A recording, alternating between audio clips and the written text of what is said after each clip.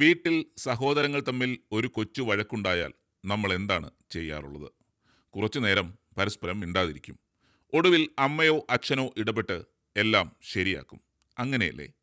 എന്നാൽ ഒരു കൊച്ചു തെറ്റിദ്ധാരണയുടെയും ഈഗോയുടെയും പേരിൽ രണ്ട് സഹോദരന്മാർ അടിയുണ്ടാക്കി പിരിഞ്ഞപ്പോൾ അത് ബിസിനസ് ലോകത്തിന്റെ ചരിത്രത്തെ തന്നെ രണ്ട് കഷണങ്ങളാക്കി മുറിക്കുമെന്ന് അന്ന് ആരും കരുതിയിരുന്നില്ല.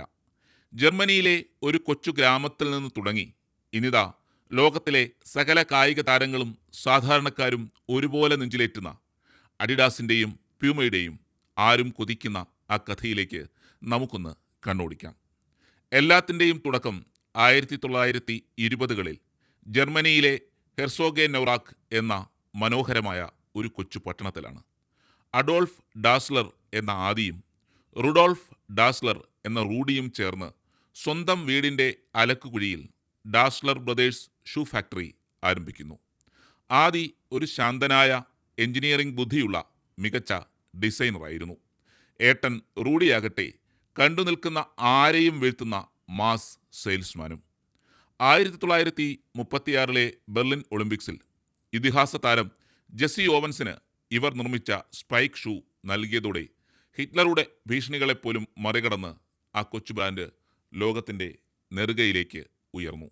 പക്ഷേ പ്രശസ്തിക്കൊപ്പം അവർക്കിടയിൽ ഈഗോയും സംശയങ്ങളും പുകഞ്ഞു കത്തുകയായിരുന്നു. രണ്ടാം ലോക മഹായുദ്ധകാലത്ത് ബോംബ് ഷെൽട്ടറിലിരുന്ന് പരസ്പരം പറഞ്ഞ ചില വാചകങ്ങളും കുടുംബ വഴക്കുകളും ആ സഹോദര ബന്ധത്തിൽ ഒരിക്കലും നികത്താനാവാത്ത വിടവ് സൃഷ്ടിച്ചു. ഒടുവിൽ 1948 ഇനി ഒന്നിച്ചു മുന്നോട്ടു പോകാനാവില്ലെന്ന് ഉറപ്പിച്ച് അവർ തങ്ങളുടെ സാമ്രാജ്യവും പണിശാലയും രണ്ട് പങ്കാക്കി പിരിഞ്ഞു. ആദി തൻ്റെ പേര് ചേർത്തു വെച്ച് അഡിഡാസ് ഉണ്ടാക്കിയപ്പോൾ റൂഡി തൻ്റെ കമ്പനിക്ക് പ്യൂമ എന്ന് പേരിട്ടു. ഔറക് നദിയുടെ ഒരു കരയിൽ അഡിഡാസും മറുകരയിൽ പൂമയും തലയുയർത്തി നിന്നു. എന്നാൽ ഈ ശത്രുത തങ്ങളിൽ ഒതുക്കാൻ ആ സഹോദരന്മാർ തയ്യാറല്ലായിരുന്നു. അതോടെ ആ കൊച്ചു ഗ്രാമത്തിൻ്റെ വിധിയും മാറിമറിഞ്ഞു.